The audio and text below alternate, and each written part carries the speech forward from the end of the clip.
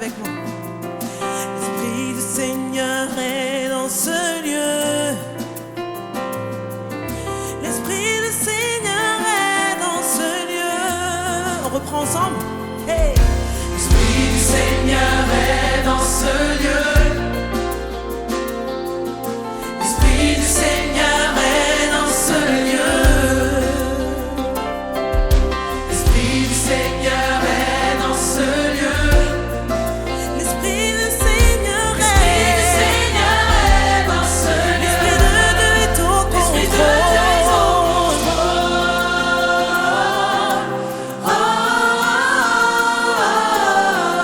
au contrôle.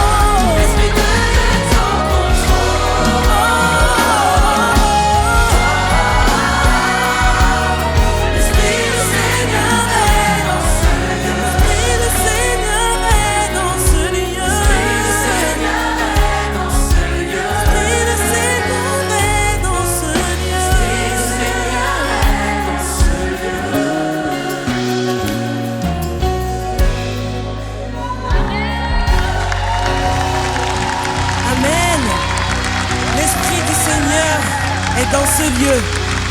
Mais encore mieux, l'Esprit du Seigneur est au contrôle. Parce qu'il est tout puissant. Il est capable de tout. Est-ce que tu y crois ce matin qu'il est capable de faire? Toutes les difficultés là que nous avons, nous allons tout lui remettre là ce matin. Parce qu'il est capable de tout résoudre. Il résout toute solution. Il n'est pas un homme pour mentir. La parole le déclare. Et nous y croyons fermement. Il agira assurément.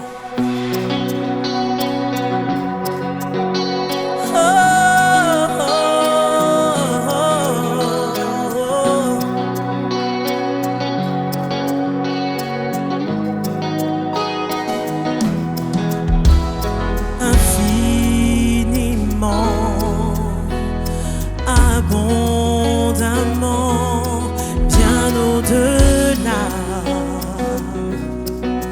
de tout ce que tu demandes au travers de la puissance qui agit en toi.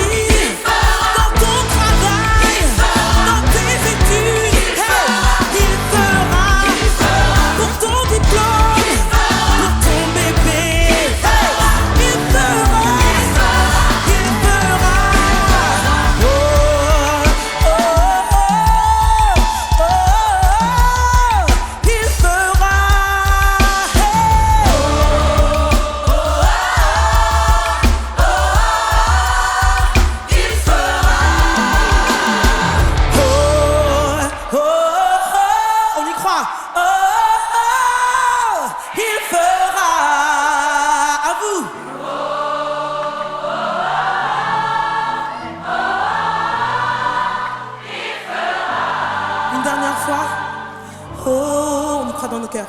Oh, oh, oh, tu l'as fait. À vous. Oh, oh, Et on y croit. Tu l'as fait. Merci Jésus. Merci Jésus. Tu l'as déjà fait. Alléluia. Est-ce qu'on peut acclamer le roi des rois? Je pense que tu n'as pas bien compris qui est-ce que tu étais en train d'acclamer. Ce n'est pas un homme que tu acclames, c'est le roi des rois, le Seigneur Dieu Tout-Puissant. Est-ce que tu peux pousser des cris de réjouissance? Alléluia, alléluia, merci Seigneur. Merci Seigneur, parce que tu as envoyé ton Fils Jésus à la croix pour que nous puissions nous tenir humblement dans ta présence, Seigneur Jésus. Seigneur, ce n'est pas par nos propres forces que nous nous tenons dans la louange, mais Seigneur, c'est par ton Esprit Saint. Merci pour ta fidélité, merci pour ta présence, Saint-Esprit. Nous ne la prenons pas pour acquise, Seigneur, cette présence. Merci, Seigneur, d'être avec nous au quotidien. Seigneur, nous avons tant besoin de toi.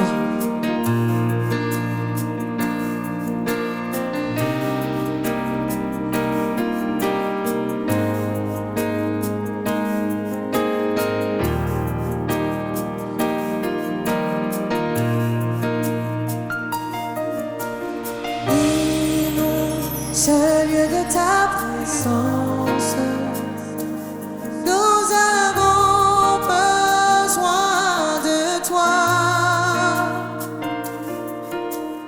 Inonde ce lieu de ta présence, nous avons besoin de toi.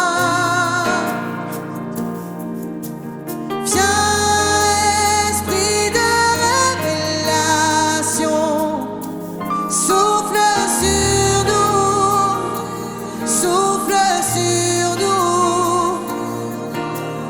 Viens, Esprit de révélation, souffle sur nous, souffle sur nous. Inonde ce lieu de ta présence. Nous avons besoin de toi, Seigneur. Nous avons besoin de toi. Inonde ce lieu de ta présence, Seigneur. Saint-Esprit, Saint-Esprit, nous avons besoin de toi. Nous avons besoin de toi. Alors viens, Esprit de révélation. Souffle sur nos cœurs, Seigneur. Souffle sur nos cœurs, Seigneur. Viens, Esprit de révélation.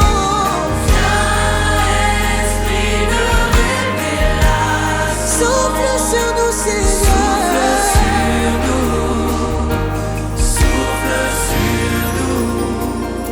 Nous avons besoin de toi en cet instant. Seigneur, sois le centre de nos vies. Et quand moi s'élève un chant, une mélodie,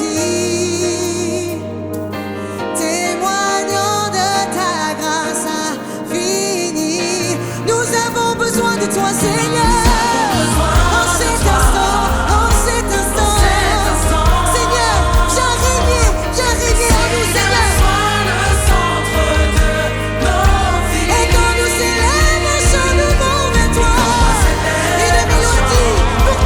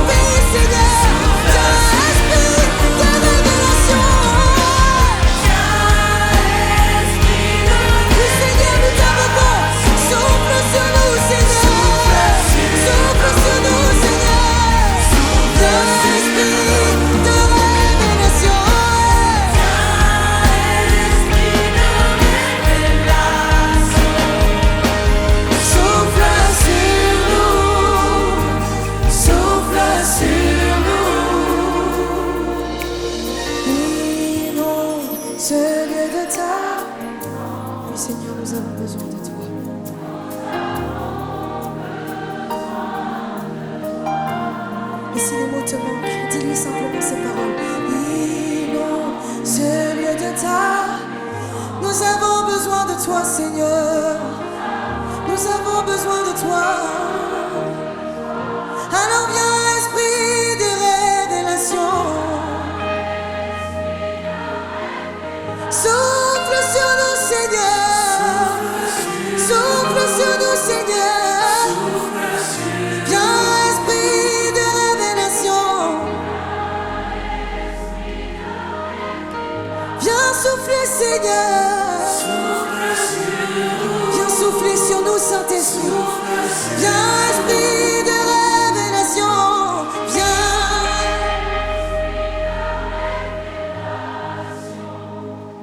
Souffle sur nous.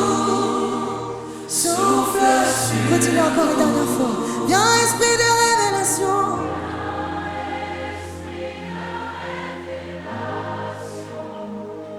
Souffle sur nous. Souffle sur nous. Alléluia. Gloire à toi, Jésus. Gloire à toi, Jésus.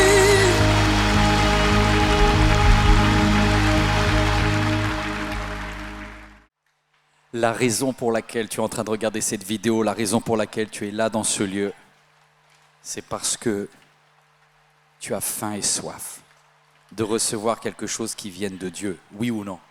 Sinon on perd notre temps, sinon tu perds ton temps. Soit Dieu est ta priorité et tu as envie qu'il te parle, soit on perd tous du temps. Mais laissez-moi vous dire un énorme bonjour, peut-être toi qui es en salle, mais à vous tous qui êtes devant votre écran, que vraiment vous puissiez recevoir de mon cœur toute l'appréciation. Dis quelque chose à ton voisin, ta voisine. Je sais que des fois on est stressé, on a envie de se cacher quand on va dans une église. D'ailleurs, c'est peut-être pour ça que tu es resté tout seul devant ton écran. Mais dites quelque chose de chaleureux, de gentil. La canicule a été tellement sévère que ça soit comme une petite brise légère de ventilation. À toi qui regardes ce message, je ne sais pas quelle est la journée, quelle est l'heure de la journée à laquelle tu regardes cette vidéo, mais Dieu a quelque chose de bon pour toi en cet instant. Celui qui va apporter le message sur les facettes de l'adoration, c'est pas moi. Parce que on a eu la joie d'être upgradé.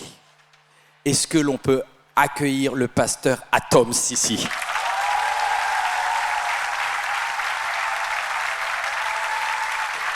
Ouais. Alors, un Breton et un Congolais, ça s'appelle MLK, d'accord? Et remarquez, moi je suis rose, habillé en noir. Ça fait comme jamais. Lui, il est noir, habillé, voilà. Donc, à deux, on fait le ciel avec du blanc au milieu. Voilà, Bien on est sûr. synchro. Parfait. Les amis, je voudrais dire à Atoms, à Nadège, vous êtes chez vous. Merci. On a besoin de ton enseignement parce que tu permets à des personnes qui démarrent dans la foi de progresser. Et tu vas développer un thème sur l'adoration. Alors je te laisse toute la place, mais promets-moi que tu reviendras régulièrement. Sois béni. Romain 7. Merci beaucoup, Yvan.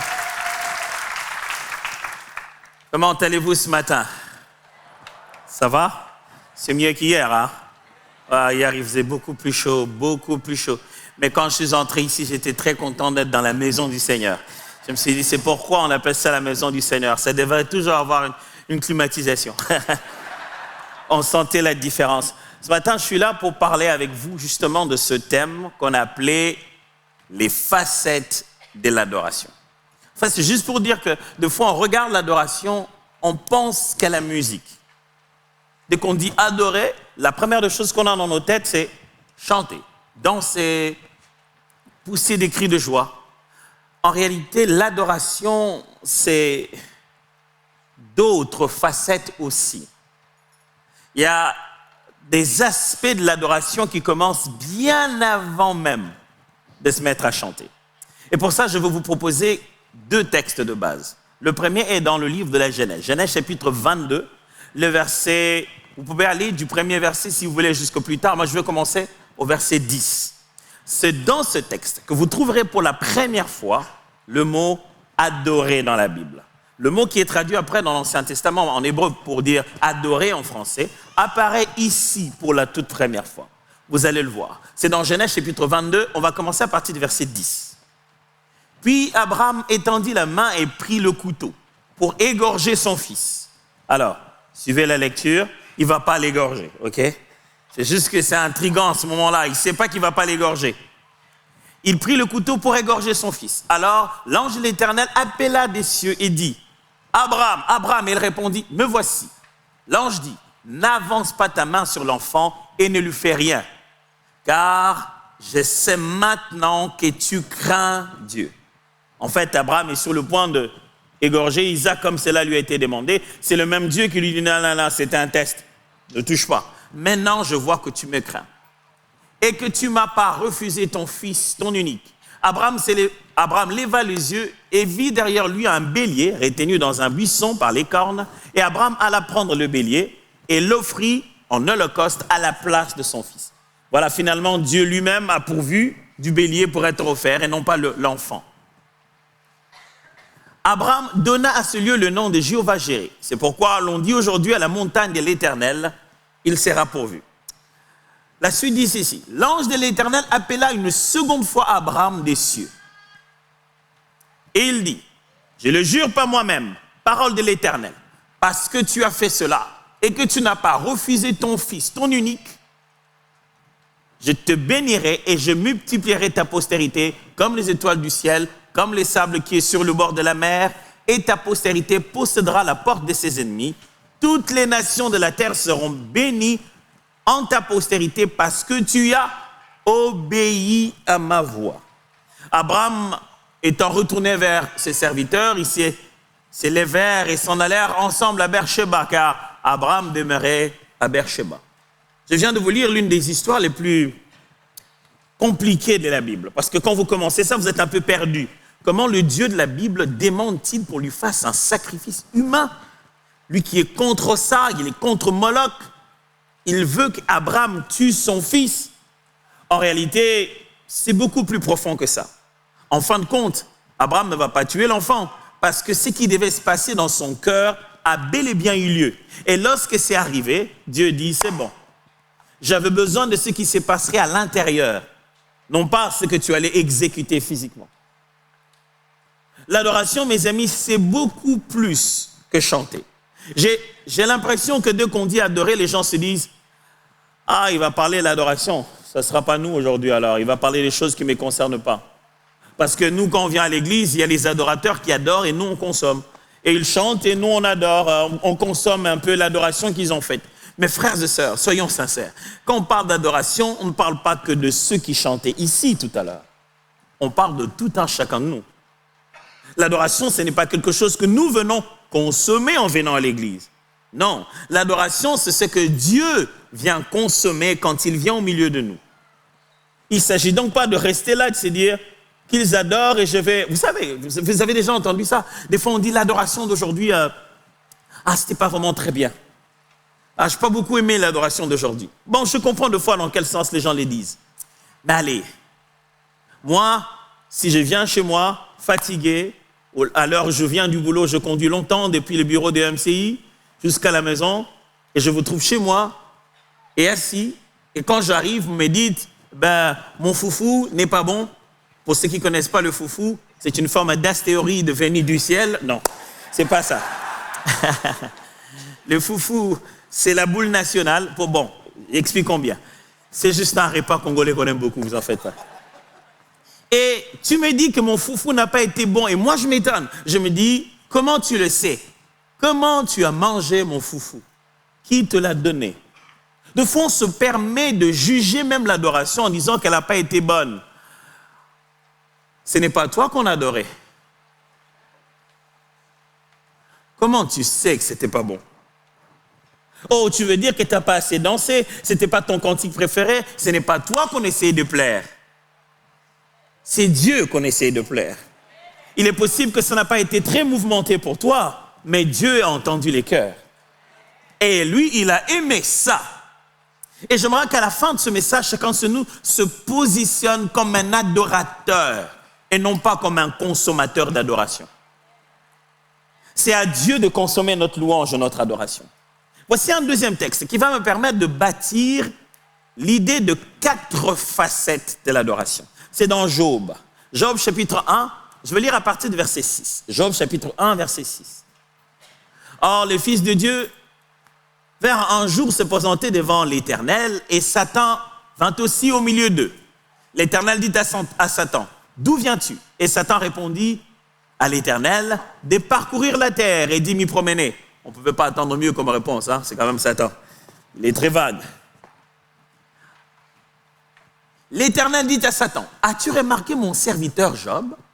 Il n'y a personne comme lui sur la terre. C'est un homme intègre et droit, craignant Dieu. Et se détournant du mal. » Et Satan répondit à l'Éternel, « Est-ce d'une manière désintéressée que Job craint Dieu? Ne l'as-tu pas protégé, lui, sa maison et tout ce qui est à lui? Tu as béni l'œuvre de ses mains et ses troupeaux couvrent le pays.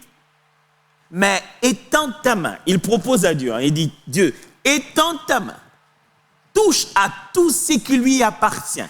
Et je suis sûr, c'est le diable qui dit, je suis sûr qu'il te maudira en face. Ouh.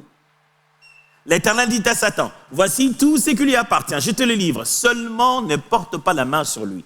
Et Satan se retira devant la face de l'Éternel. Voilà un homme qui n'a rien fait, qui est juste victime de sa bonne vie. Il est juste droit, intègre. Ben, ça touche tellement le cœur de Dieu qu'au lieu d'en parler aux anges, il va en parler aussi à Satan. Tu vois, Dieu, oui, c'est bien que tu parles de moi, mais Satan quand même. Dieu est tellement touché par la qualité de la vie de Job que même il voit Satan, il dit, Satan, est-ce que tu as vu Job? Et la suite de la conversation va aussi nous guider pour comprendre ce qu'on appelle vraiment de l'adoration. Mes amis, c'est plus que ce que nous disons sur nos lèvres, l'adoration. Qu'est-ce que c'est que l'adoration? Il y a plusieurs façons de définir ça. Je vais vous proposer ceci. Comprenez que l'adoration, c'est la réponse totale de l'être devant la grandeur de Dieu. La réponse totale de notre être. Tel que vous êtes là, corps, âme, esprit, comment vous répondez face à la grandeur de Dieu? C'est-à-dire, Dieu se révèle, il manifeste sa grandeur, il manifeste sa puissance, il essaie de te parler, il essaie de te donner des signaux qu'il existe, tu réponds comment? Et cette réponse doit être intégrale de tout ton être. Vous vous souvenez de ce que Jésus a dit lorsqu'on lui a demandé quelle est la plus grande loi sur la terre? Quelle est la plus grande loi de Moïse? Comment résumer les 10 commandements? Jésus l'a résumé comme ça. Il a dit, la loi la plus importante, c'est celle-ci. Tu aimeras ton Dieu de tout ton cœur, de toute ton âme, de toute ta force. Et voici une deuxième qui la ressemble, a-t-il encore dit, tu aimeras ton prochain comme toi-même. Mais il insiste, tu aimeras ton Dieu de tout ton cœur, de toute ton âme, de tout. Chaque fois, c'est l'intégralité et c'est la totalité. L'adoration, c'est quand tout en nous, corps, âme et esprit, répond à cette grandeur de Dieu. Oh, je vais encore mieux le dire. L'adoration, ce n'est pas venir au culte et se mettre à dire à Dieu, « Oh Dieu, tu es bon, Dieu, tu es merveilleux. » Non, l'adoration, c'est venir au culte en étant ce que Dieu est. Lui dire qui il est, ça ne le touche pas autant que être tel qu'il est. On raconte l'histoire d'un chat, un petit chat, qui, je ne sais pas comment il s'est retrouvé dans la forêt, vous savez, il n'y a que dans les fables comme ça que les animaux se rassemblent là où ils ne devaient pas se rassembler. Et le chat dans la forêt, il va rencontrer le lion. Il a vu le lion passer, il va vers le lion en lui parlant. « Lion, lion, toi mon père !» Le lion se tourne vers lui. Ouais, les animaux, ça parle aussi, oui. Mais dans leur langue, vous savez, certainement il lui a dit un truc du genre « Wouh, wouh, wouh, wouh, wouh !» Et ça dit « Lion, mon père !» Tu sais, les chants, ils ne changent pas comment il dit, mais ça dit beaucoup de choses. Mais ils se sont captés. Elle dit, tu es mon père, tu es mon père. Et le lion dit, non, mais quand même, moi, ton père, t'es sûr? Oui, c'est toi mon papa, oui, oui. Je crois que c'est à ce moment-là qu'il a vraiment dit quelque chose un peu plus semblable. Oui, oui, ça ressemble un peu à wouh, wouh. Je crois qu'à ce moment-là, c'est wouh, wouh, wouh. Tu es mon papa. Mais le lion, il dit, non, entre nous, test de paternité quand même. 4 pattes, oui. Une queue, oui, mais il ressemble pas. La peau, Le visage, il parle encore, il dit, ouh, il dit, ah non, mais même toi-même, allez, allez. Franchement. Et pendant qu'il s'est discuté encore, le lionceau est arrivé. Il a traversé tout le monde. Il est allé s'égloutir entre les pattes de son père. Après un bâillement, il lui dit, papa, j'ai faim. Et le père dit, il dit au chien, tu vois, ça c'est moi. Et il lui a dit, prends un peu. Il fait un d'un petit lionceau. Il dit, tu vois, ça c'est moi. Quelle est la morale de l'histoire? La morale de l'histoire, c'est que le chien peut passer là des heures et des heures à dire qu'il est le fils du lion. Il ne le deviendra jamais. Mais le lionceau, sans avoir besoin de le dire, il l'est. Ce que Dieu attend de nous, ce n'est pas qu'on dise qu'il est notre Père. Non, il attend de nous que nous soyons ses enfants. Ça, c'est une meilleure confirmation. Il ne faut pas lui dire « tu es saint ». Il veut que nous soyons saints tel qu'il est saint. Il ne veut pas qu'on lui dise « tu es bon ». Il veut que nous soyons bons tel qu'il est bon. Il ne veut pas qu'on lui dise « tu es juste et tu pardonnes ». Non, il veut que nous pardonnions comme il pardonne. Il veut que nous vivions la qualité de vie qu'il a. Et comment réussit-il à amener cela en nous? J'aimerais vous proposer 4 choses. Premièrement, la crainte. La crainte, c'est la première facette de l'adoration. La crainte. Oh, attendez, je n'ai pas dit la peur. J'ai dit la crainte. Dans cette histoire que nous venons de lire, les 2 histoires, ce mot-là revient. Lorsque l'ange voit que Abraham est sur le point de toucher son enfant, il dit non, non, non, ne touche pas. Aujourd'hui, je vois que tu me crains. Et lorsque Dieu parle de Job, même à Satan, il dit, as-tu vu mon serviteur Job? Il est intègre et droit. Il me craint. Et même Satan répète, il dit, tu crois qu'il te craint juste comme ça? C'est à cause de tous les biens que tu lui as donnés qu'il te craint. Craindre Dieu. Craindre Dieu, mes frères et sœurs, ça ne signifie pas avoir peur de Dieu. Ça signifie le respecter, le vénérer. Mes amis, sans la crainte de Dieu, l'adoration devient légère. On commence à prendre à la légère ce qui est sacré. Allez, clarifions ça. Quand on parle de la crainte de Dieu, mes amis, je ne suis pas en train de dire « Oh, Dieu, il est trop grand. Mes amis, quand vous venez dans la présence de Dieu, baissez la tête. C'est le Dieu tout-puissant. » Vous savez, il y a des gens, quand vous parlez de la crainte de Dieu, vous vous demandez s'ils ne parlent pas de les craindre eux, finalement. Ils font peur, la façon dont ils en parlent. Ils changent même la voix, la crainte de Dieu. Mais dans la Bible, la crainte de Dieu, mes amis, l'expression de notre sanctification, de notre vénération, s'exprime par l'équilibre qu'on doit trouver entre ces 2 concepts. Ok, un peu de théologie alors. Il y a 2 mots, retenez-le. On les dit juste pour faire la différence. Vous savez, quand on veut se faire savant, on invente des mots comme ça. Il y a le premier qui dit transcendance. Et le second qui dit immanence. Ok. Transcendance, ça parle du fait que Dieu est au-delà de tout. Qu'il est puissant au-dessus de tout. Quand on parle de la transcendance, on parle de la majesté divine. Du tout-puissant créateur incréé qui n'a aucun nombre de variations, ni commencement, ni fin de jour. De celui qui dit un mot, la chose s'accomplit, qui du haut des cieux regarde les êtres humains et les voit tous petits. On parle du créateur qui n'est pas soumis à la création. On parle de celui quand il avance, même ses ennemis se prosternent devant lui. On parle de celui quand il vient dans la gloire, les cieux des cieux ne peuvent pas le contenir. On parle de celui qui ordonne aux montagnes et les montagnes se plient. Il est au-dessus de tout. C'est ce Dieu-là que nous adorons. C'est ce roi-là que nous vénérons. Nous nous tenons devant lui, nous disons, oh Seigneur. Quand il parle, on tremble. Et on ne joue pas ami là. On parle avec le Seigneur de l'univers. Moi, j'ai déjà été électrocuté une fois, plusieurs fois. Je ne vais pas tout compter, sinon ma mère va finir savoir que j'ai été électrocuté des fois, elle ne savait pas. Vous savez, les enfants, ça nous cache des choses, hein, on ne sait pas. Ils font des choses, ils nous cachent, et quand ils deviennent grands et ils deviennent prédicateurs, ils finissent par l'avouer comme ça. Là.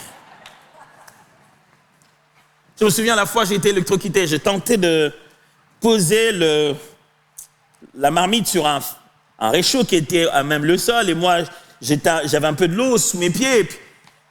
Et puis voilà, longue histoire. Au moment où je tentais de le placer, boum, j'étais repoussé, électrocuté, je cognais le mur. Je vous assure que je voyais tout le monde, mais je n'avais aucune force.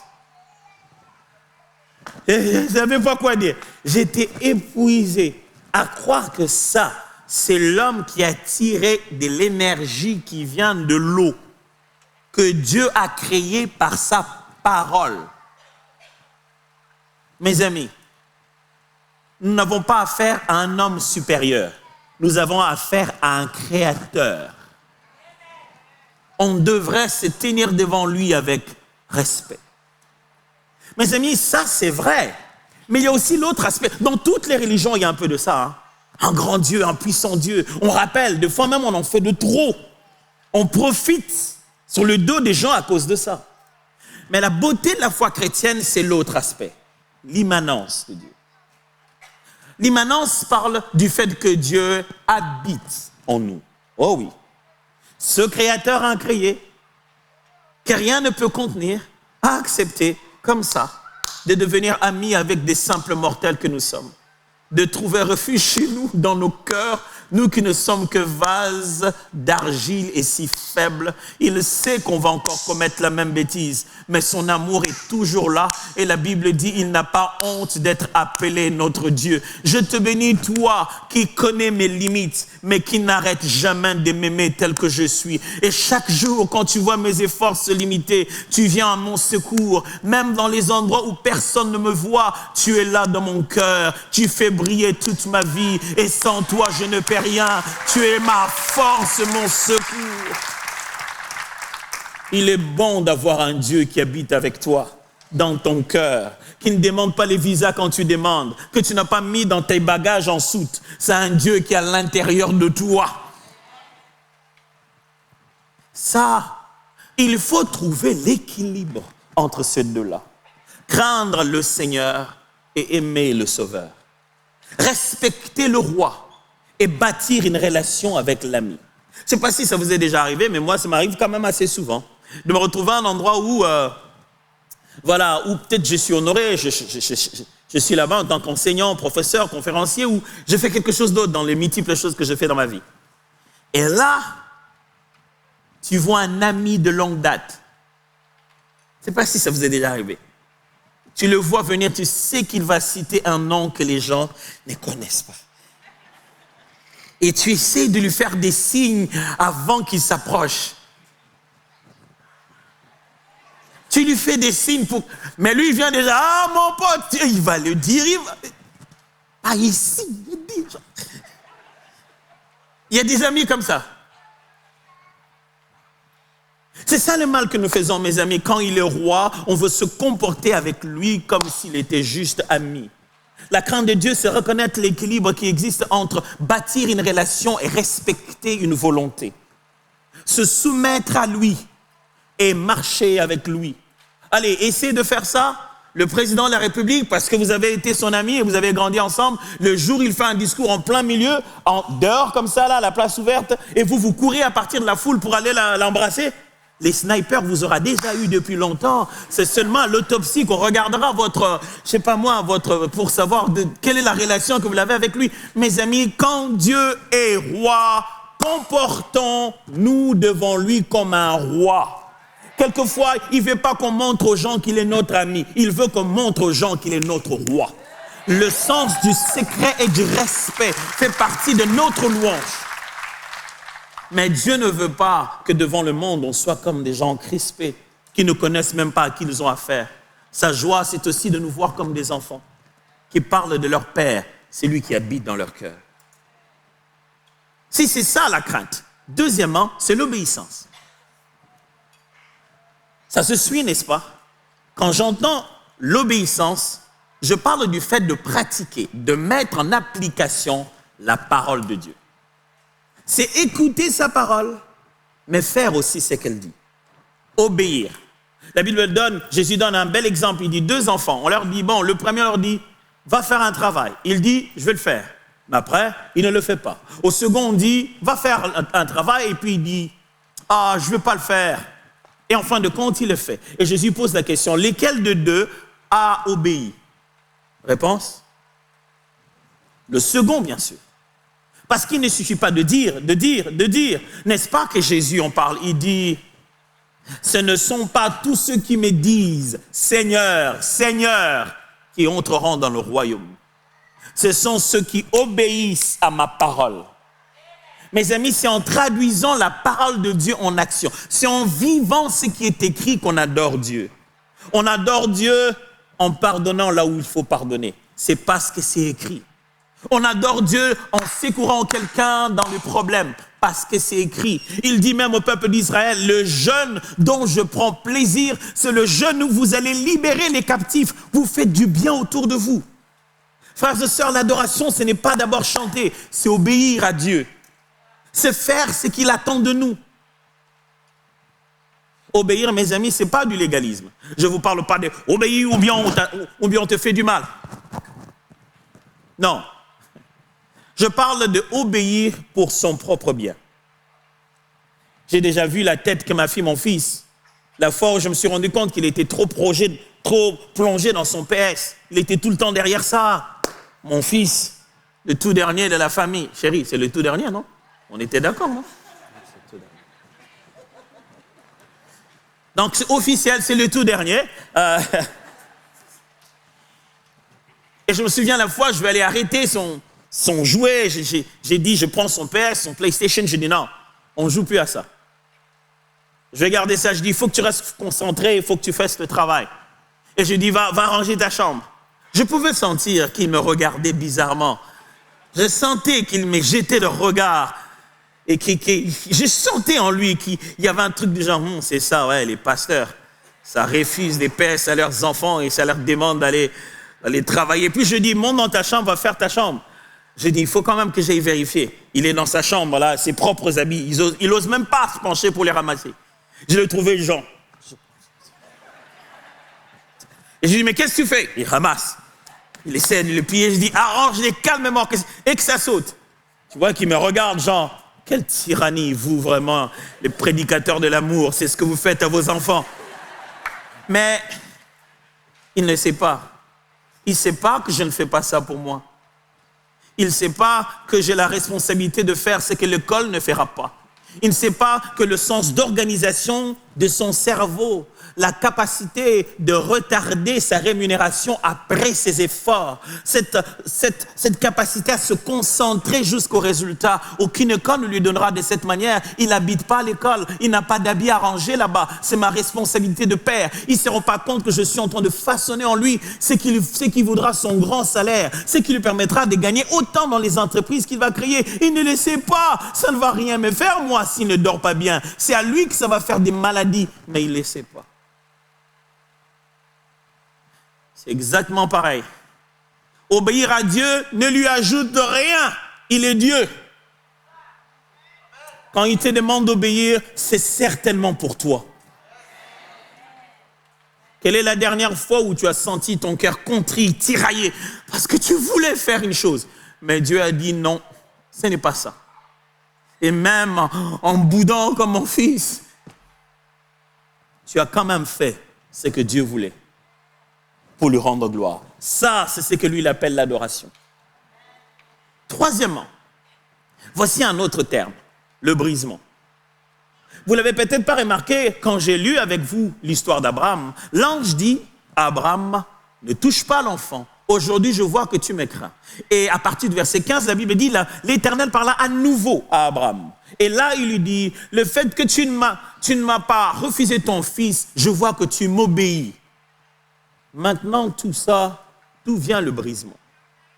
Ce que j'entends par brisement, c'est le fait que le caractère de l'être humain soit mis à l'épreuve pour ressortir la nature de Dieu. Le brisement, c'est quand Dieu travaille ton orgueil, il travaille ta volonté personnelle, il travaille tes envies, tes désirs, pour le soumettre à sa volonté afin que tu manifestes sa nature. Tu lui ressembles vraiment. Je ne sais pas pour vous, mais moi, il y a des jours où ça m'arrive. Oh, priez pour moi. Je ne suis pas encore vraiment parfait. J'ai encore du travail. Mais il y a des jours où ça m'arrive que quelqu'un me dise une chose tellement énervante que les idées qui passent dans ma tête ne sont pas des idées chrétiennes. Il y a des jours où oh, alléluia.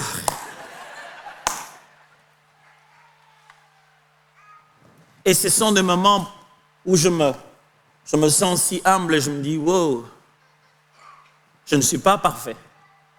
Il y a encore du travail sur moi. Ce que Dieu appelle adoration, je viens de vous le dire tout à l'heure, c'est quand il voit sa nature en nous. La nature de Dieu est en toi. Et il doit te faire passer par des situations, par des moments, par des entourages qui vont briser ton orgueil, briser ta forme de volonté, briser ces mauvaises choses qui sont en toi pour que tu deviennes de plus en plus comme Jésus. Oh oui, Dieu met toujours des gens comme ça autour de nous, qui vont être un instrument. Et quand ce bruisement, tu le sentiras en toi, tu dois être capable de dire, Seigneur, je relâche. Fais de moi ce que tu veux. Si vous n'avez jamais fait ça, c'est que vous n'êtes pas dans certains groupes WhatsApp où il y a des gens qui, quand ils commentent, il y a comme quelque chose qui est sur le point de te sortir. Mais où est-ce qu'il a tout pour...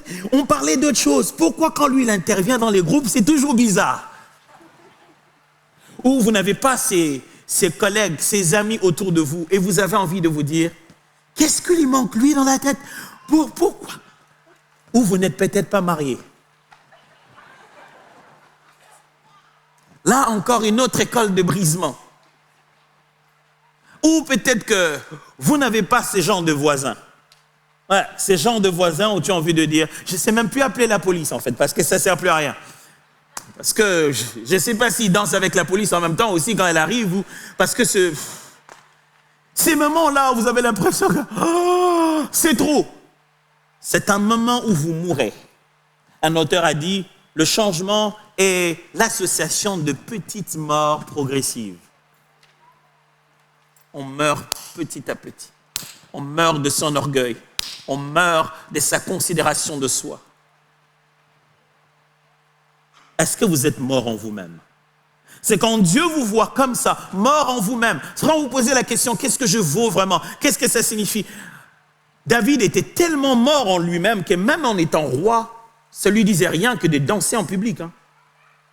Monsieur le roi David, est-ce que vous savez qui vous êtes? Oui, je sais. Je sais que sans Dieu, je ne vaux rien. Si ce n'était pas lui, je ne suis rien du tout. Il faut être brisé pour accepter de faire pareille chose. C'est la partie la plus intéressante de porter les lunettes. J'ai toujours envié ceux qui portaient les lunettes parce que quand ils voulaient s'essuyer, ils la baissaient comme ça. Comme dans Expert Manhattan, et puis il la remettait. Ça fait mal quand on est brisé. Surtout notre ego en souffre. Mais je vous assure, vous devenez de plus en plus comme Jésus. Vous savez ce que ça signifie, pouvoir, mais ne pas le faire. Parce qu'on veut le bien de tous. Jésus pouvait faire tout ce qu'il voulait, mais il a fait que ce qu'il devait faire. En fin de compte, vient le détachement. L'adoration s'exprime non seulement par combien on s'attache à Dieu, mais aussi par comment on se détache du monde, de nos biens et de nos possessions. J'ai une question pour toi aujourd'hui. Est-ce que tu possèdes tes biens ou bien tes biens te possèdent? Il y a des gens qui sont possédés par leurs biens, comme on est possédé d'esprits mauvais. Possédés par leurs avoirs, leurs comptes en banque, possédés par leurs relations, leurs enfants, possédés par leurs véhicules. Vous connaissez la fameuse histoire de l'homme à qui on a demandé, qui appelait pour décrire sa femme qui était perdue et qui ne savait pas très bien comment elle était habillée, qu'on lui demandait au téléphone, il est habillé comment? Il dit bleu un peu, et ses caractéristiques, comment sont ses yeux? Noirs, je ne sais pas trop, mais on lui a demandé dans quel véhicule il est parti. Il dit, il est parti avec ma voiture. Et il a commencé à citer tous les détails du véhicule. Je suis sûr que si cette femme était rentrée et qu'elle a appris ça, je ne connais pas la suite de l'histoire. Qu'est-ce qui vous possède maintenant? Oh, je vais peut-être parler d'argent. Et pour vous, c'est plutôt le téléphone. Vous ne pouvez pas vous en détacher. Si vous possédez quelque chose que vous ne pouvez pas vous en détacher, c'est maintenant elle qui vous possède. Si chaque fois que vous vous détachez de ça, vous perdez l'équilibre de votre vie, vous êtes devenu addict. C'est de l'addiction. Et vous savez, c'est bizarre, hein? L'amour est défini comme un sentiment d'addiction. Ça veut dire que vous êtes tombé amoureux de ça. Et ça veut dire que vous avez menacé le trône de Dieu dans votre cœur. Ça veut peut-être dire que ce n'est plus Dieu que vous adorez. Ça va être difficile cette question, mais je dois quand même la poser. Est-ce que vous adorez toujours Dieu? Ou un peu de Dieu, un peu de TikTok? Vous savez, c'est TikTok. Vous savez? Pourquoi vous donnez l'impression de ne pas savoir de quoi je parle? Vous savez? Vous vous souvenez, non? Jusqu'à 2h du matin, jusqu'à ce qu'on se rende compte, oh, il est tard. Vous savez? Ah non, mais pourquoi vous me laissez seul? Vous ne connaissez pas ça? Quand est-ce que les réseaux sociaux sont devenus si puissants? Au point de devenir une addiction qui nous empêche même d'adorer. À quel point tu es attaché à ton maquillage. Sans ça, tu ne peux pas sortir. Jusqu'à ce que vienne le canicule et que tu sortes et que tu te fasses... Oh, non. Pas. Qu'est-ce qui te possède maintenant? L'épreuve ultime de l'adoration. J'ai lu 2 passages et vous n'avez pas vu musique. Vous n'avez pas vu chanter. Vous n'avez pas vu danser. Pourtant, le mot adorer à l'intérieur. Et c'est la première fois que le mot adoration apparaît. Dans les 2 textes, il y a l'épreuve ultime du véritable adorateur. Que ce soit pour Abraham, que ce soit pour Job. Dieu va voir Satan. Il lui dit, Satan, Job, incroyable. Est-ce que tu l'as vu? Satan dit, il faut qu'il passe l'épreuve. Quelle épreuve? D'ailleurs, si vous ne savez pas, historiquement parlant, chronologiquement parlant, il est possible qu'ils étaient contemporains. Et quelle est l'épreuve? Satan dit, l'épreuve ultime. Tu sais bien que s'il t'adore comme ça, il te craint comme ça, c'est à cause de tout ce que tu lui as donné. Tu le sécurises, tu le bénis, lui et ses enfants. Et Satan fait un pari. Il dit, si tu lui prends tout ce qui lui appartient, je t'assure qu'il va te maudire en face. Satan est si sûr. Waouh! C'est ça le message de la vie au quotidien, mes amis. C'est ça le sens du livre de Job. Quand nous nous promenons là, Satan est tellement sûr que tu suis Dieu à cause de ce que tu as, à cause de la sécurité que tu as, parce qu'aucun mal ne t'arrive et que tu as des enfants et que tu as un boulot stable. C'est ça qui t'a amené ici, ta retraite, parce qu'elle est garantie. C'est ça qui te fait prier. Ce qui te fait lever les mains, c'est la belle tenue que tu as prévue pour la fête de la semaine prochaine. Ce sont les soldes de l'été. Et le diable dit à Dieu, si tu leur prends ça, ils ne t'adoreront plus. Et c'est ce qui s'est passé. Le diable a dit, si tu lui prends ça, il ne t'adorera plus. Dieu a dit, on va faire mieux. Au lieu que moi je le prenne, toi prends-le. Sinon tu vas dire que je l'ai pris en le ménageant. Donc le diable avait fait vert de frapper Job de façon si rigoureuse que Job aurait l'impression que c'était Dieu qui l'a frappé. Vous savez? Vous savez, ces genres de blagues où on te dit, on ferme les yeux et puis quelqu'un va te gifler, un bébé, un enfant va te gifler. Et puis pendant que tu as les yeux fermés, tu as une gifle et tu te dis, c'est qui? Parce qu'il y avait un grand qui s'est caché et c'est ce que Job a ressenti. Pouh, même les amis de Job ont cru que c'était Dieu. Ils ont dit, Job, c'est pas normal que tu sois frappé comme ça. Ça ne peut être que Dieu. Dis-moi ce que tu ne peux pas lâcher. Dis-moi cette possession qui est devenue si précieuse dans ta vie. Et je te dirai, qu'est-ce qui est devenu ton Dieu? Résumons tout ce que je viens de vous dire. Grâce à ce tableau, un résumé revient dans notre tête à nous tous. Rapidement, on se souvient qu'on a 4 termes. L'obéissance, la crainte, le brisement de caractère, les détachements de possession. Je m'excuse pour tous ceux qui détestaient les tableaux à l'école. Mais par réflexe d'enseignant, je me suis dit, un tableau, ça ferait du bien. Qu'est-ce que vous en pensez? C'est bien, n'est-ce pas? Parce que j'ai vu tout le monde a sorti son téléphone, c'est que ça a marché. Alors, depuis tout ce temps que je parle à vous casser les oreilles, qu'est-ce que j'essaie de dire? Voilà comment on peut résumer ça. Premièrement, ce que c'est la touche. Chacune de ces choses touche à quelque chose dans nos vies. Notre obéissance touche à nos choix, à nos actions. Notre crainte de Dieu, à notre attitude devant Dieu. Notre brisement de caractère, l'orgueil de notre vie intérieure, notre vie propre et nos réactions au quotidien. Les détachements des possessions, l'argent, nos biens, nos conforts. Mais les liens avec l'adoration, c'est que quand on obéit à Dieu, ça veut dire qu'on est en train de l'adorer et on lui est soumis. La crainte de Dieu, c'est adorer Dieu avec respect et révérence. Le brisement de caractère, c'est laisser Dieu transformer l'adorateur que nous sommes devenus. Et enfin, les détachements des possessions, c'est donner à Dieu la première place, la priorité. Le danger, c'est qu'on, par obéissance, on devient légaliste en pensant que c'est l'obéissance qui fait tout et on devient religieux.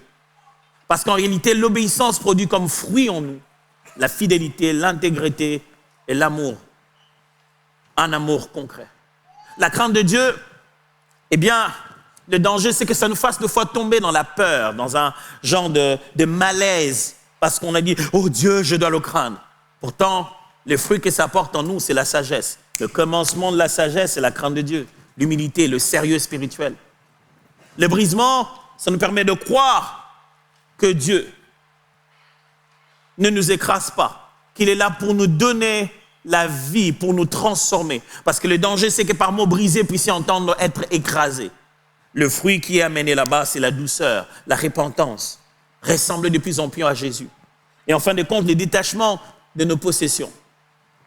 Le danger, c'est qu'on commence à mépriser la bénédiction matérielle. Je ne vous ai pas dit, ne possédez pas. Je ne vous ai pas dit, lâchez vos téléphones. Je vous ai dit, laissez Dieu être au-dessus de tout ce que vous avez. Parce que si vous comprenez ça, le fruit, c'est que vous devenez plus libéral. Il y a plus de libéralité, je devrais dire, et même des libertés, des générosités, de confiance en Dieu. Vous savez que vous ne vivez pas avec ce que vous avez. C'est Dieu qui vous aide à exister. Je vais conclure avec cette histoire. Je vous l'ai dit, ça fait plusieurs années que je suis dans le ministère de louange, ma femme et moi. Près d'une trentaine. Dans 28, je l'ai fait dans le même groupe, le groupe Adorant l'Éternel. Et la personne qui m'a appris l'œuvre de Dieu dans ce ministère s'appelait Alain Moloto. Cet homme a accepté de donner toute sa vie pour que ça soit un modèle. Et l'une des choses qu'il nous a apprises, c'était difficile comme leçon, mais il fallait la donner au corps du Christ et en particulier chez nous, en notre pays. On voulait rappeler à tous qu'il s'agit d'adorer, pas de chanter. Il y avait malheureusement une mauvaise pratique à l'époque. Ça fait 28 ans qu'on existe aujourd'hui. Imaginez bien à quelle époque. Il y avait une mauvaise pratique, c'est que chaque fois qu'on était là en train de louer, d'adorer, lorsque le pasteur arrivait, le pasteur titulaire, le prédicateur, l'invité spécial, on devait tout arrêter. L'accueillir lui avec des acclamations. Parce que, dit-on, on devait l'accueillir avec double honneur. Et on arrêtait tout. Et quand on a fini de l'accueillir, alors, on lui demandait de continuer la musique. Une de ces fois, c'était la fois de trop, Papa Alain s'est dit, c'est le moment de donner la leçon ou jamais. Et depuis ce jour-là, on a maintenu cette leçon. On était en pleine adoration, pire encore, à genoux, en train d'adorer. L'assemblée était en train de glorifier le roi des rois. Et pendant que le roi des rois était glorifié, on nous a demandé d'arrêter pour faire entrer son cuisinier, son serviteur. Oh oui, on devrait le dire comme ça. Pourquoi on s'appelle serviteur de Dieu si ce n'est pas pour que lui soit honoré et non pas nous les serviteurs? Il y a dans ma langue un des mots pour dire serviteur, ça veut dire littéralement garçon de course. Nous ne sommes que des garçons de course pour Dieu. Frères et sœurs, ce jour-là, ce n'était pas facile. Lorsqu'on nous a remis le micro, Papa Alain s'est levé, il nous a demandé à nous tous de partir. On a quitté cette assemblée.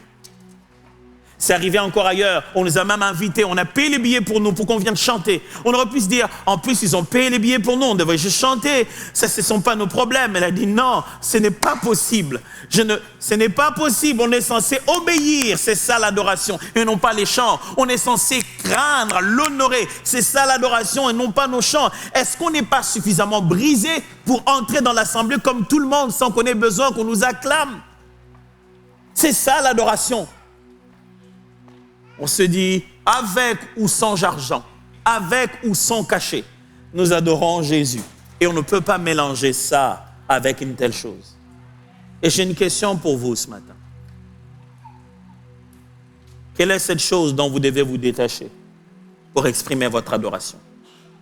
Si votre adoration vient de la crainte, de l'obéissance, du brisement et du détachement de vos biens, votre cantique aura un autre son aux oreilles du Seigneur. J'aimerais vous demander de baisser la tête avec moi avant de chanter ce cantique. Tu es Yahweh, celui qui était, qui est et qui vient. Maintenant, toi et moi, on va le chanter différemment parce qu'on sait de quoi on parle. Adorons le Seigneur.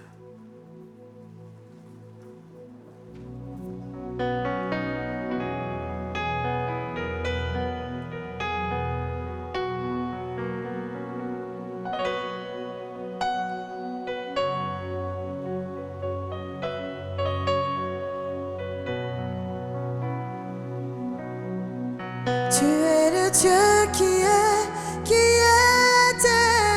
qui vient. Jésus, Jésus. En toi je crois, ma vie est dans tes mains. Jésus. Tu es le Dieu des miracles. Tu es le Dieu qui était et qui vient. Tu es le Dieu qui était, qui vient. Jésus, Jésus, Jésus, Jésus. en toi oui je crois Seigneur. En toi je crois, ma vie est dans tes mains. Jésus, Jésus, tu es le Dieu des miracles. tu es Yahweh, tu es Yahweh, tu es Yahweh, tu es Yahweh,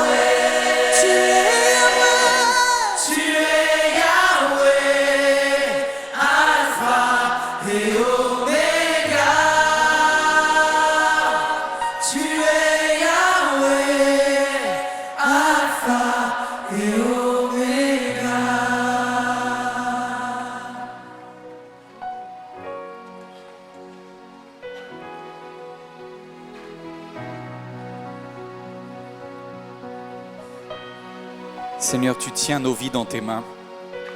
Tout ce que j'ai, tout ce que nous avons nous vient de toi. Dans la santé, dans la maladie, dans le chômage ou dans une bonne situation, dans le célibat ou dans le mariage, tout ce que j'ai me vient de toi. Seigneur, que l'adoration ne soit pas seulement des mots dans ma vie, mais que par mes actions, comme l'a dit Atoms, que par mes dons, par ma dîme, que aussi bien mon carnet de chèques, mon compte en banque, que mon agenda puisse témoigner de ce que je suis enfant de Dieu. Père, on va t'apporter maintenant nos dîmes et nos offrandes. Je te prie que tu les reçoives comme quelque chose qui vient d'un cœur qui a envie de te bénir. Mes amis, regardez-moi un instant, je voudrais vous dire que un jour quand je crois que c'était ma première paye, j'avais 23 ans, je feuilletais un magazine chrétien et j'ai vu cette phrase « Donner, c'est l'adorer ». Et j'avais jamais pensé que quand tu amènes à Dieu, et là vous avez la possibilité de faire un don si vous le voulez aujourd'hui, que ça soit avec joie, parce que si ça te fait pas plaisir donner, donne pas. Moi, Dieu n'est pas quelqu'un qui veut que tu vives comme si c'était un contrôleur des impôts. C'est pas un contrôleur des impôts, c'est ton Père dans le ciel. Merci Seigneur pour ceux qui font ce travail sur la terre, mais là aujourd'hui, on va juste la possibilité et pour une fois qu'on peut prendre son téléphone portable sans culpabiliser. Attends, il m'a culpabilisé parce que je me suis vu dans le gars qui regarde Instagram jusqu'à 2h du matin là. Bah pour une fois là, tu peux prendre ton téléphone, toi qui es en ligne là. Oui, 2 minutes. Est-ce que tu peux juste tu peux scanner le QR code et dire voilà, donner c'est aussi l'adorer. Alors, il y a plein de choses qui se passent dans ma tête. Parce que j'ai vu de l'abus, j'ai vu des fois de la manipulation mentale. Peut-être que quelqu'un va dire ouais, mais moi l'argent, tout ça. Mon ami, entre peut-être des personnes qui abusent avec l'argent et l'esprit de radin, il y a un équilibre au milieu. La première place est à l'Éternel. La première place est à l'Éternel. Et donc c'est un moment d'adoration. Je voudrais qu'on puisse prendre un chant d'adoration. J'ai fait le calcul, je me suis dit Seigneur, dans cette église, il y a au moins 1000 personnes qui n'ont pas de travail. Pourquoi? Parce qu'ils sont jeunes. Parce que vous êtes encore en études et je ne veux pas que vous ayez la pression. Parce que l'église MLK, c'est une église de la grâce. Et tu sais pas quoi? Avec ma femme et avec nombreuses personnes qui ont un emploi, on a choisi de dire, viens, on va t'aider à être là. Le fait ouvrir ce bâtiment et faire tourner ce bâtiment, ça nous coûte 25 € par personne et par semaine. Ça fait 100 € par mois et c'est beaucoup. Mon ami, si tu ne peux pas payer parce que tu n'as pas de revenus, monsieur et madame Carluère sont heureux de t'offrir ta place. Bon, mais je ne peux pas payer pour tout le monde. Mais peut-être que ton voisin ou ta voisine va aider. Et ensemble, en fait, on est une famille. Que celui qui a puisse contribuer en fonction de ses moyens. Vous êtes d'accord avec ça? Et je me dis, mais est-ce que ça fait de moi quelqu'un d'orgueilleux? Non, ça fait quelqu'un de généreux. Et je voudrais que ça développe la générosité en toi aussi. Parce que ça me fait tellement plaisir de pouvoir aider quelqu'un. Si tu donnes ta dîme, tu permets à quelqu'un de pouvoir assister. Toi qui regardes en ligne, tu as peut-être une église déjà. Mais la Bible dit, partage tes biens avec celui qui t'enseigne. Et je pense que Pasteur Atoms, il t'a enseigné aujourd'hui. Est-ce qu'on peut ensemble dire, Seigneur, que nos finances témoignent de notre adoration aussi? On se lève ensemble. Maintenant, Seigneur, bénis ce pays, bénis cette œuvre. Si c'est toi qui as inspiré l'église MLK, tu l'amèneras jusqu'au bout. Si ce n'est pas de Dieu, ça mourra. Vous savez, il y a des églises qui meurent tous les jours et nous, on peut mourir aussi. Mais si ça vient de Dieu et si notre cœur est aligné avec Dieu, alors que la provision et l'adoration, la provision vient de Dieu, l'adoration vient de nous, ça se voit aujourd'hui.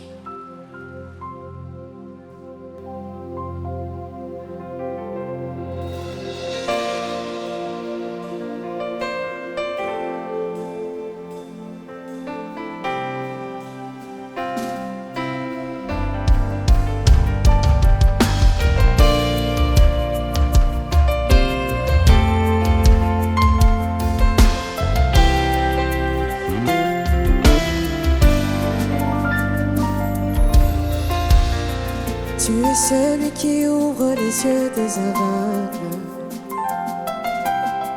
Tu es celui qui change les vies. Tu prononce une parole et ce qui était mort reprend vie.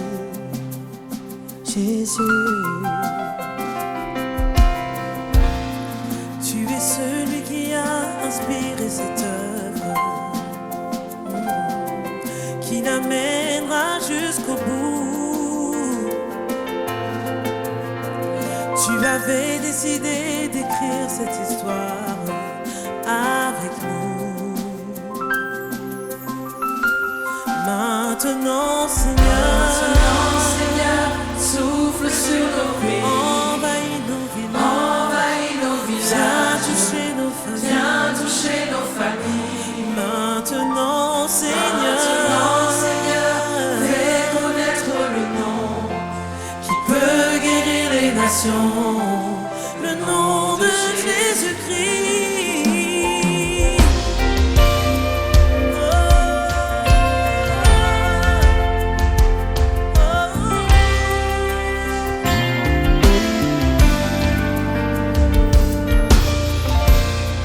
Tu es celui qui a inspiré cette œuvre, qui l'amènera jusqu'au bout. Tu avais décidé d'écrire cette histoire avec nous. maintenant Seigneur, souffle sur nos vies, envahis nos villages, viens toucher nos familles. Maintenant Seigneur, fais connaître le nom qui peut guérir encore aujourd'hui, le nom de Jésus-Christ. Maintenant Seigneur, souffle sur nos vies, envahis nos villages, viens toucher nos familles. Maintenant Seigneur, fais connaître le nom qui peut guérir toutes les nations, le nom de Jésus.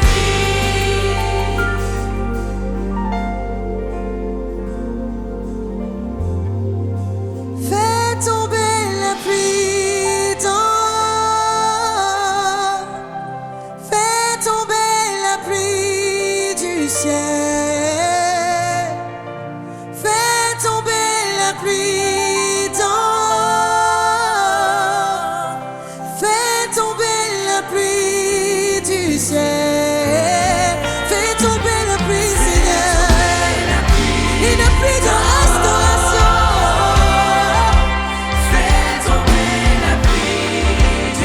Une pluie de guérison. Alléluia. Nous avons tant besoin de toi, Seigneur. Fais tomber la pluie du ciel. Et ouvre les écluses, Seigneur. Nous sommes disposés à te recevoir, Seigneur. Ouvre les écluses, Seigneur. Fais tomber la pluie du ciel. Alléluia. Alléluia.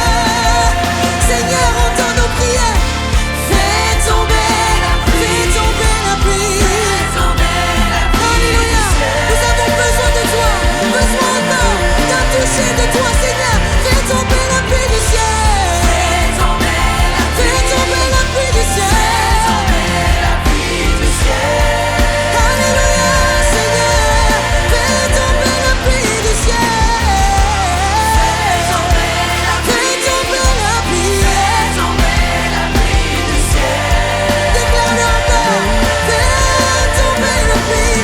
Seigneur, Seigneur. Fais tomber la pluie.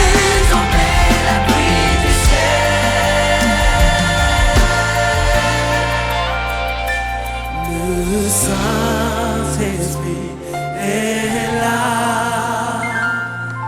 Le Saint-Esprit est là. Est-ce que tu peux sentir sa présence maintenant? Le Saint-Esprit est là. Le Saint-Esprit. Et voilà ce qui se passe en sa présence. Hey, le maladie.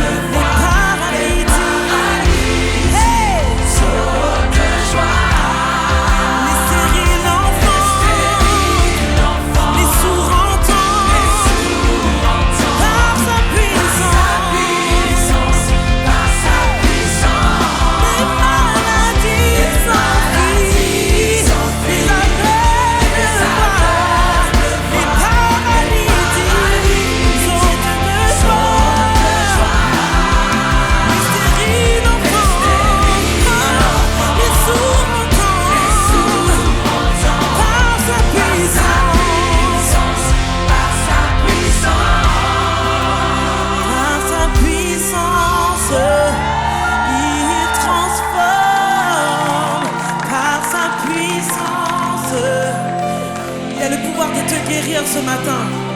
Par ta puissance, il renouvelle. Par sa puissance, crois-le maintenant, il agit. Par sa puissance,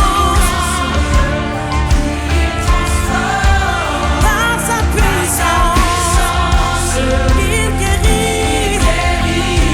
Par sa puissance, il renouvelle. Il renouvelle. Par sa puissance, hey! Les maladies, les aveuglements, les paralytiques sautent de joie, sautent de joie. Alléluia. Les stériles enfants, les sourds entendent. Par sa puissance, les maladies s'enfuient, les aveugles voient, les paralytiques sautent de joie. Les stériles enfants, les sourds entendent. Par sa puissance, par sa puissance.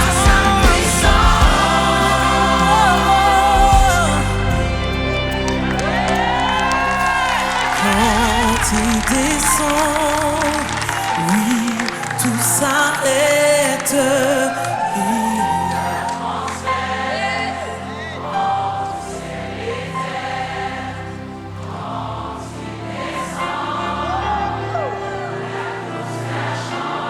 Un transfert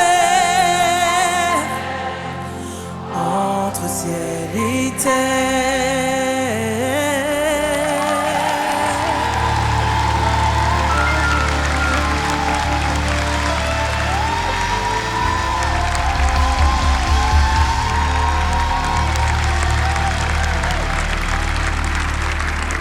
Est-ce que c'est pas bon d'adorer Dieu comme ça?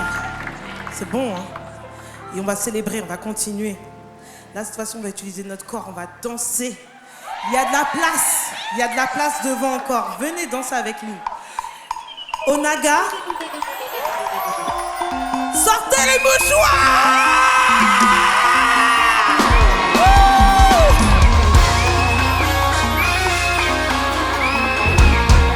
Toutes choses concourent au bien de ceux qui aiment Dieu.